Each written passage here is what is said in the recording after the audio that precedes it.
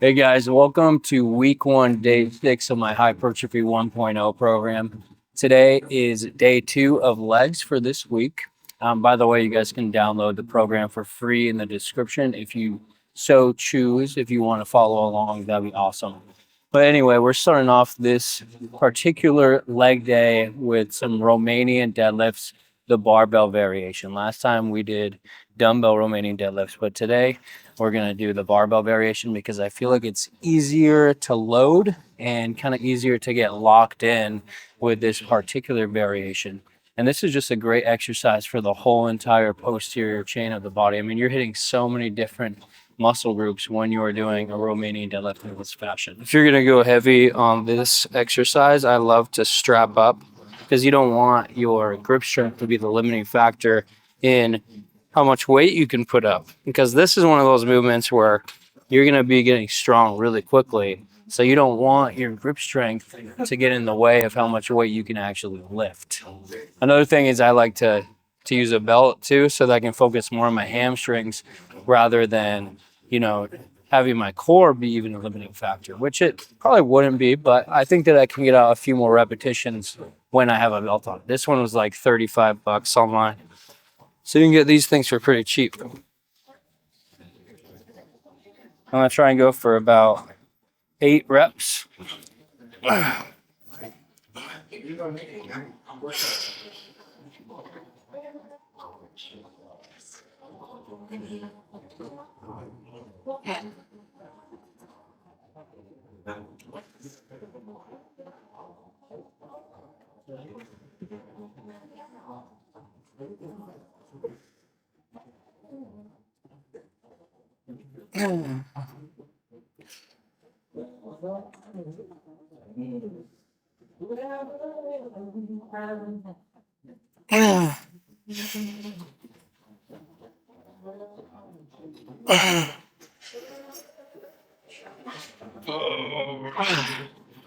actually got 10, so I'm pretty happy with that.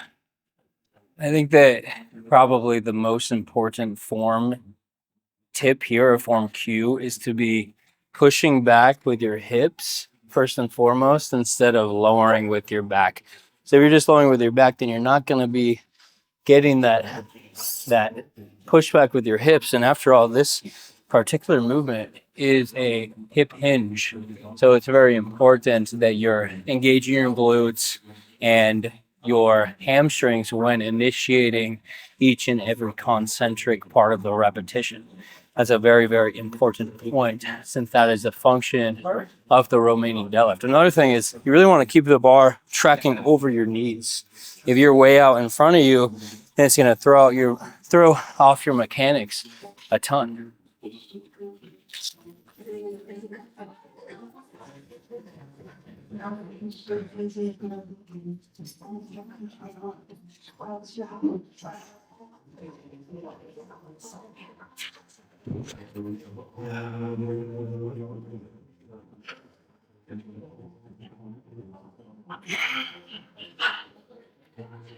I like to flex my glutes at the top to make sure that I'm completing the movement.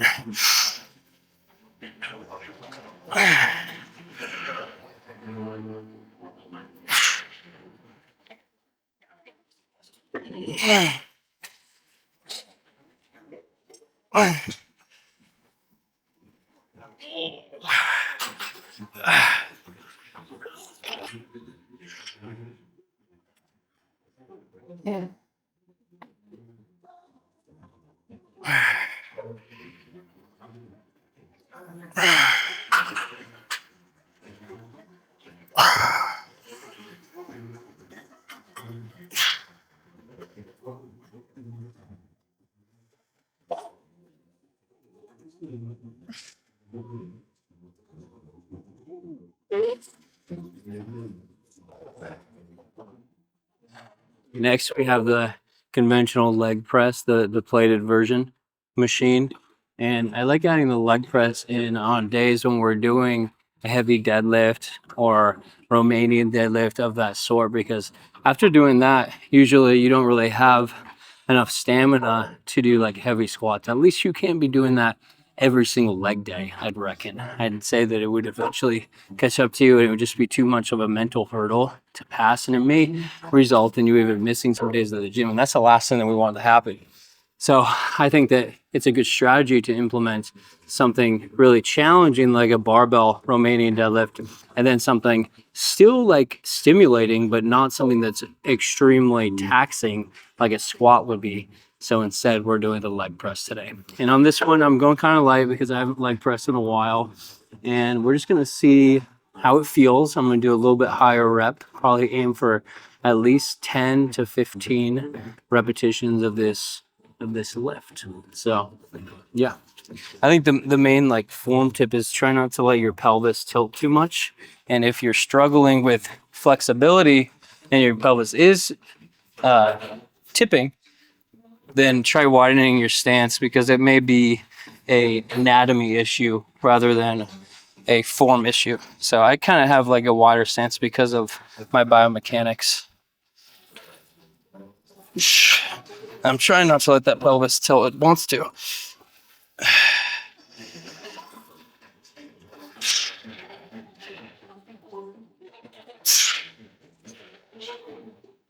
I kind of grab my hips and try and keep them in place. I think that that's a good way to do it.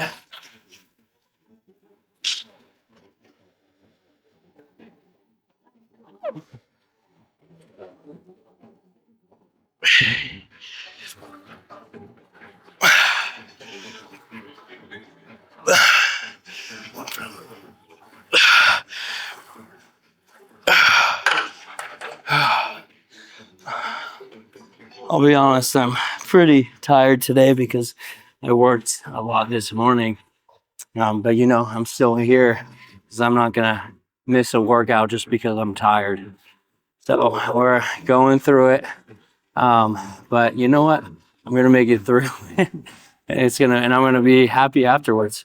I think that there's never a time when you don't want to go to the gym and then, you know, you end up going and then you regret that. That never ever happens.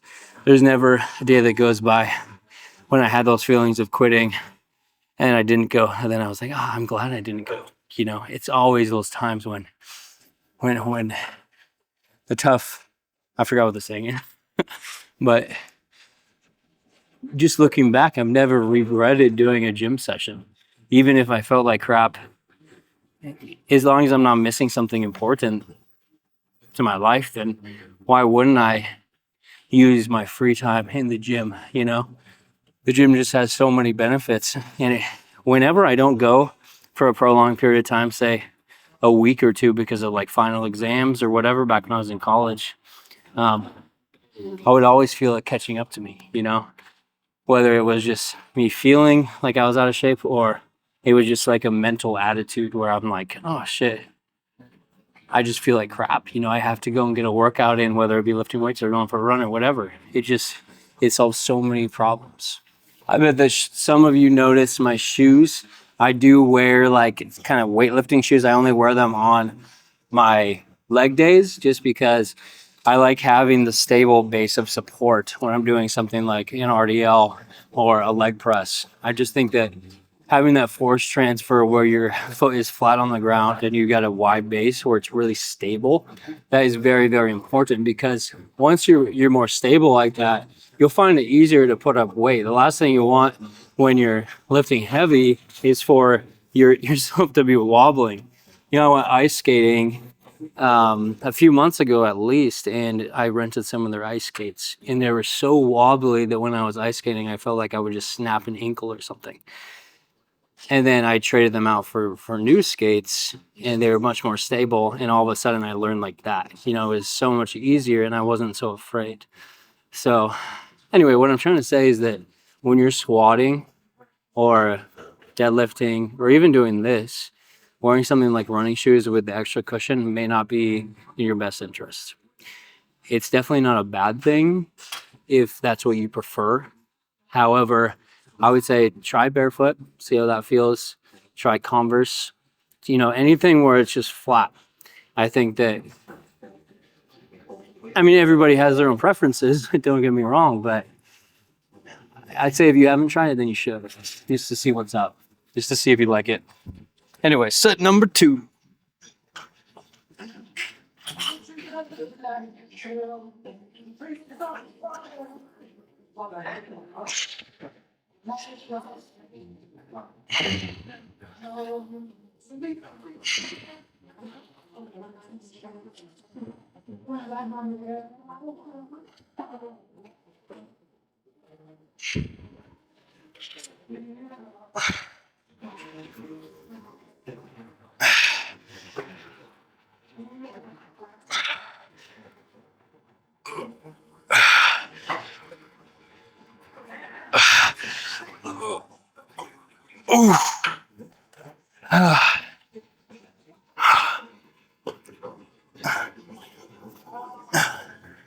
You know, when I first started lifting back when I was like 14 or something, I rarely ever did squats or leg press or anything like that. It was mainly like quad extensions. And that's not a fault of my own.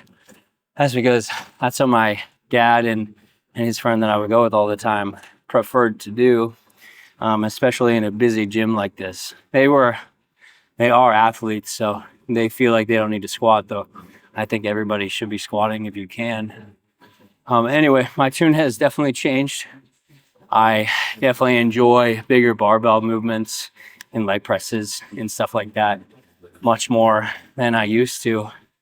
Though they're challenging, you know, I mean, these are like the most challenging movements that you can possibly do in the gym. And I think that that's why so many people tend to skip their leg day, is because these movements are so challenging and scary and stuff. But I think that that's what lifting is all about. Like, there's definitely a side of lifting where these movements are so technical and fun, and that's what makes them, you know, so desirable. It makes them, you know, like the king or whatever, like deadlift. People like to call deadlift and squats like the king of exercises. And that's because it's a freaking skill. You got to get good at it in order to succeed. You need to get technically good. You need to work at it all the time. You need to really put in as much intensity and vigor as you can every time you go to the gym. It's tough. It's tough. I don't really know where I was going with that, but I admire people that have really strong squats and deadlifts. I haven't gotten extremely strong at stuff like that, but you know, I mean, I've got my deadlift to around 475 or something, almost 500. And man, it takes some work. You really got to shape your whole program and lifestyle around that certain technical area of training. You know, you can't just train for hypertrophy at that point. You got to be training specifically for strength, which throws in a whole different periodized outlook. And, you know, maybe one of these days I'll make a strength program. If you guys want that, feel free to reach out and ask me. Right now, my goals are hypertrophy, and I think that for most people, they're just looking to look and feel better. They don't care too much about maximum weight. Even though I think that getting stronger is extremely important, you know? Hypertrophy and strength are very highly correlated. They're not the same thing, obviously, but a bigger muscle can lift more, and a stronger muscle has more capability of becoming big. That's how it works. So you can't separate the two entirely, just like you can't fully isolate a muscle group. Even if you're doing bicep curls, you're still going to be involving other musculature because the body doesn't want to be lifting just with one muscle. You know, you're going to be involving your forearms, your grip strength, your brachialis, maybe even, you know, some tricep when you're lowering it down, you know? And just like that, you can't separate strength from size. So we're gaining some size on this program, but if you really want to gain gaining some strength on this program too, but if you really want to take it to the next level, let's make a strength program. You know, we'll see. Maybe later down the line.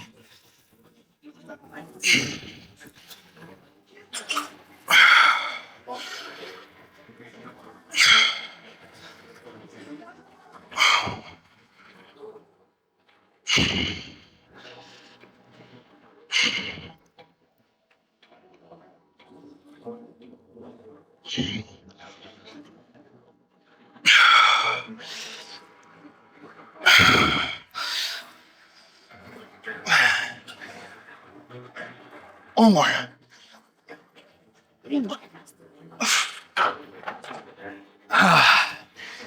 I will say that it's a lot more difficult to take your the legs to true failure on lifts like these rather than like bench pressing or something. Just takes so much more out of you. For our last true compound movement for the lower body, we have Bulgarian split squats. Split squats, which, if you guys don't know what it is, it's basically just your rear foot is elevated and then you're getting a deep stretch on, honestly, on your whole lower body, but you're doing a unilateral movement. So you're doing one leg at a time, one foot is elevated and the other one is far forward. And a way that you can find your stance is you're gonna be in a seating position and you're gonna stretch out one leg all the way, and that is where you want your front foot. And then your back foot is just gonna rest back here. And then with this one, we're gonna try and just go up and down while keeping our back straight. And as you can probably notice, I have, maybe you can't see it. Oh, you can see it. I have like a little wall thing here so that I can grab onto it for some extra stability. So I'm only using one dumbbell. I'm gonna have it over the dominant leg while I'm performing this lift. And then I'm gonna have the other hand on some sort of, it can be any object that's stable that you can hold on to, because this is going to reinforce that stability component that we want. Because if you're doing this with two dumbbells, you're probably gonna wanna tip over, which is totally fine if you're looking to improve your coordination and balance, but this is a hypertrophy program, so we want stability so that we can do more weight. So I'm putting my right foot out, then I'm gonna hold on to this ledge while keeping this dumbbell over my right knee, or just to the right.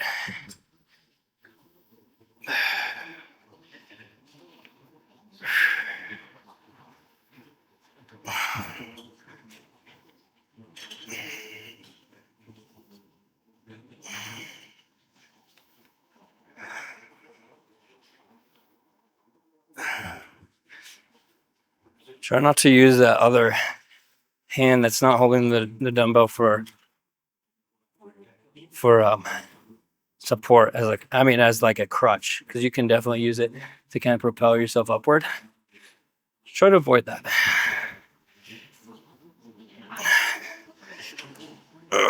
Okay, and since I already know my stance, I'm gonna put it parallel to that foot, and we're gonna do the other side.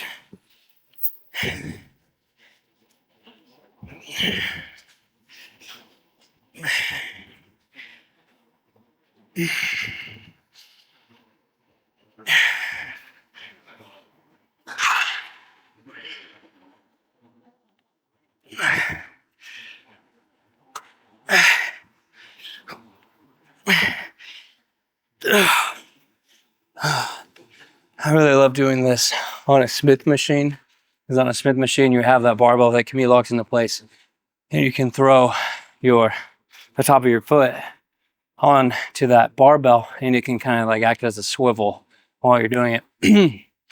I opted out of the Smith machine, of using the Smith machine today, but maybe next time I will. It's a great variation as well. It's honestly like the same thing. It's just that with the Smith machine, you do get that swiveling component, and I feel like my foot is a little bit more locked into place. You can even throw on like a pad, like one of those pads that attach to the bar that clamp onto it, as well, which can just add some more comfort and cushion to that back foot. Have you guys ever thought that this movement is kind of like almost more cardiovascular based? Because man, I get freaking out of breath on it. Maybe it's because it's unilateral, maybe it's not, I don't know, but you know, that's okay, because we already crushed our first two compound lifts This one is just kind of like, and I know I say this phrase all the time, but it's kind of like icing on the cake. It's that last little, we're just freaking topping off our lower body and just making sure that we're getting that stimulus that we want out of our session today by adding this in. Because after all, I mean, we're trying to get 7 sets per body part per week, or sorry, just for this week, and then 7 sets per day for the body part, 14 sets for week 1. I'm sorry, I totally phrased that wrong. So today we're looking to hit 7 sets of each region of our lower body. 7 sets quads, 7 sets hamstrings, 7 sets glutes, 7 sets calves. So that, because in our last lower body day, we did the same thing. So add up for a total of 14. Let's get this second set.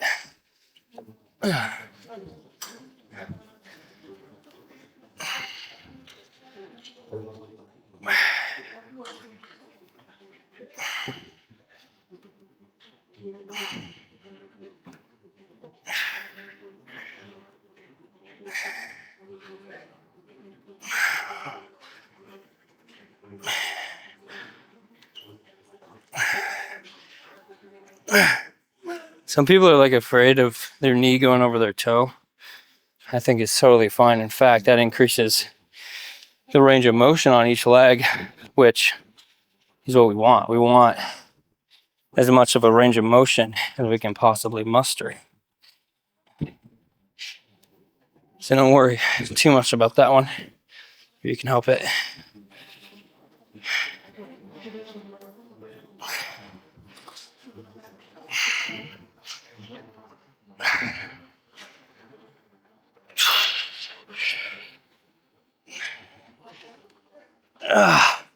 All right, this is the last exercise for the hamstrings. And what we're doing is a prone hamstring curl. So unfortunately, this one does not produce much of a weighted stretch like the seated hamstring curl. But as I mentioned on week 1, day 3, our previous lower body day, is that I like having a combination of different exercises that hit the same muscle group, even though they're very similar. So even though on paper the seated hamstring curl is superior, this exercise is still a must in my opinion, just for that novel stimulus on your hamstrings. You don't just want to be hammering one exercise to death. You want some variety, whether you stick to it for 4 weeks and then swap it, or you swap it intra-weekly like I do. So I'm doing 2 sets here, just adding some extra volume to the hamstrings without too much of a fatigue stimulus.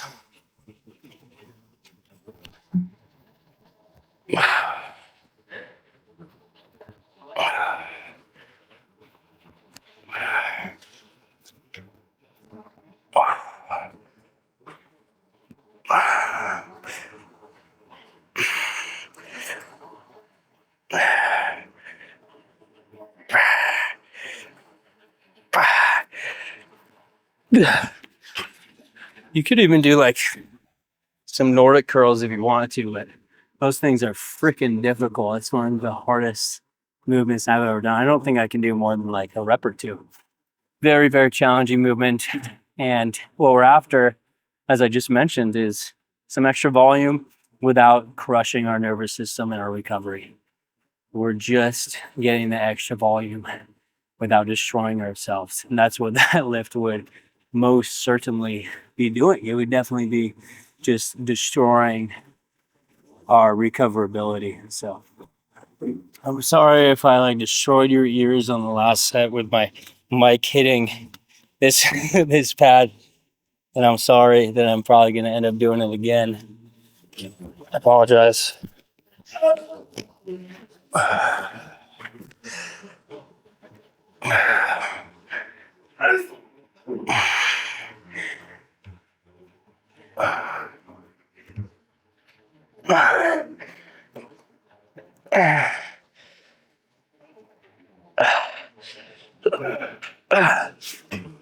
Whew.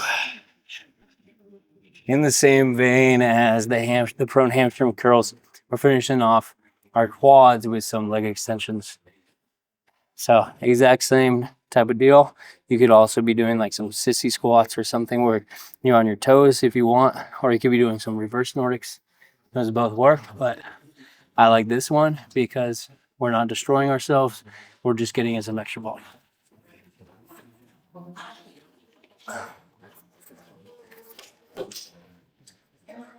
Struggle of being tall.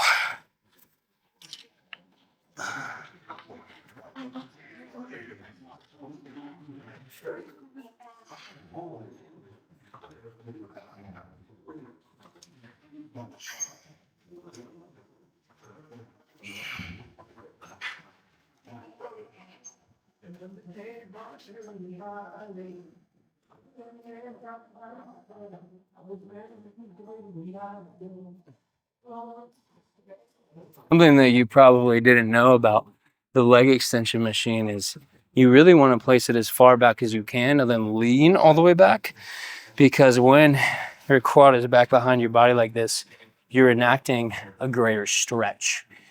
And you also get more of a range of motion as well. So by doing that, by just like bracing for impact when you're all the way back in the chair, and you not only get a better stretch in your quads, but you also get a larger range of motion. So win-win, two birds, one stone. So that's why you see me like all the way back here with my arms braced. And then also I'm making sure that the pad is back as far as I can go, so that it doesn't stop short of, full range of motion that I can possibly get out of the machine.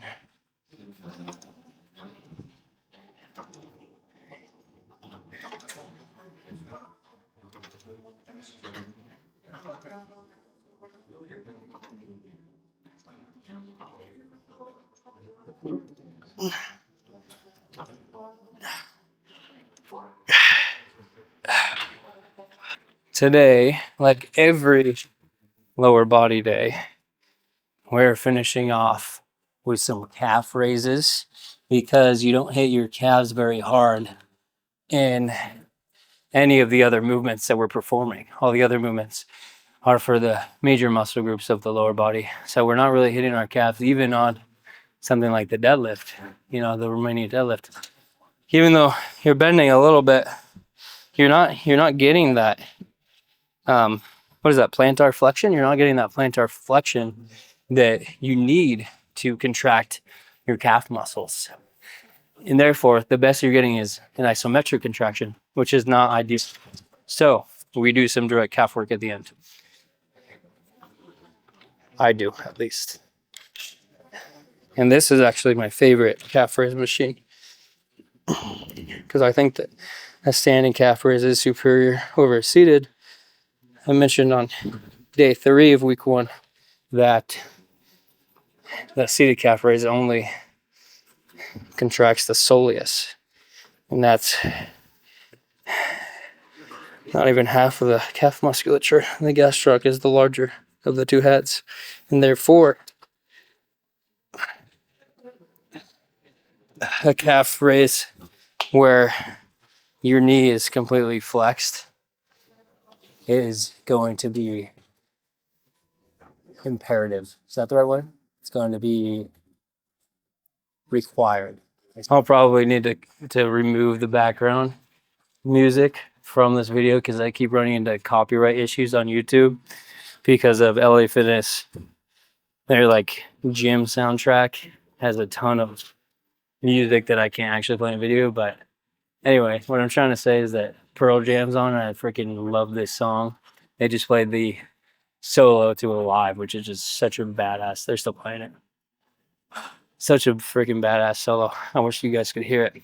Oh, if any of you knows how to get rid of the background music or remove, copyright somehow, I use DaVinci Resolve. But please let me know.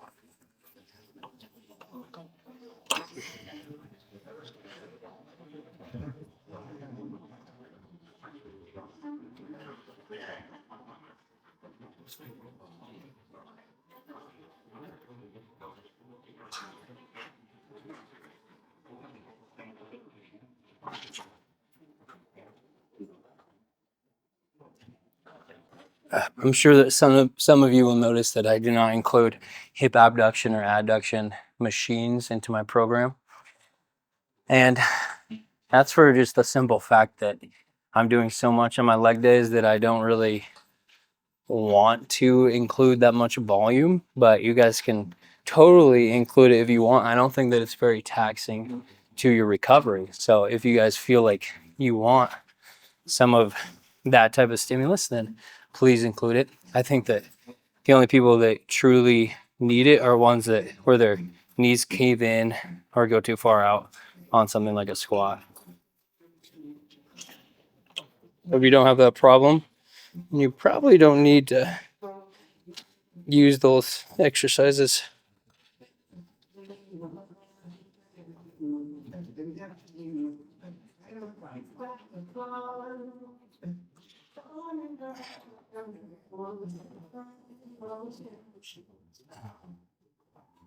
With an exercise like this, you don't need to rest too long. I'm probably just going to rest about a minute. The main form tip, I guess, even though I'm not sure if I'm qualified to give tips on calves, that's like my weakest body part, but you definitely want to be going all the way down and all the way up. Just get the full range of motion, because calves inherently are providing a weighted stretch. As long as you're not using momentum to go, to do the plantar flexion movement over and over, then you're doing it right.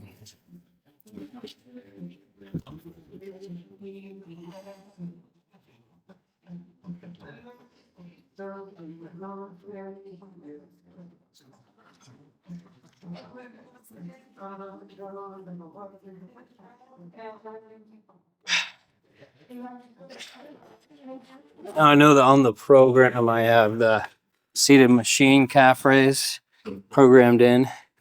However, I'm going to do this one on this day because I don't want to do the exercise twice. And I'm a huge fan of this calf raise variation. It's kind of like a cross between a seated calf raise and a standing calf raise. You're going to be getting both heads, however, it's not going to just be the soles. I'm actually going to lower it a little bit. This one, we're just doing 3 sets.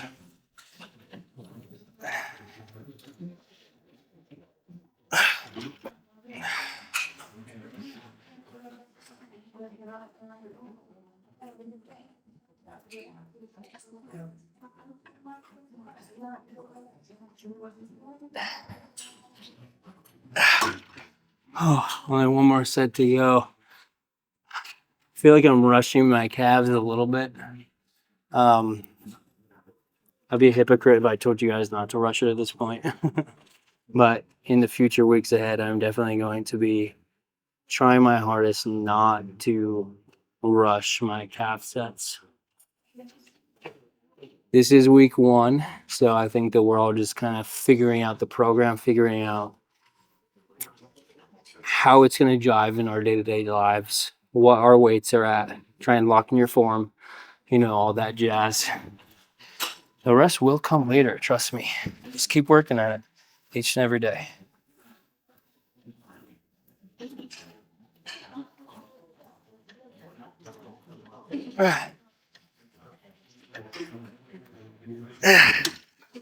All right, guys, that's going to do it. I'm going to go hit the sauna and probably stretch. If you guys want to see the stretching routine as well, then let me know. For now, I'm just going to keep it like this unless you guys really want that. But thank you so much for watching. We made it to the end of the video. You are a real one. You're incredible. Have a good day. I hope you guys enjoy the workout.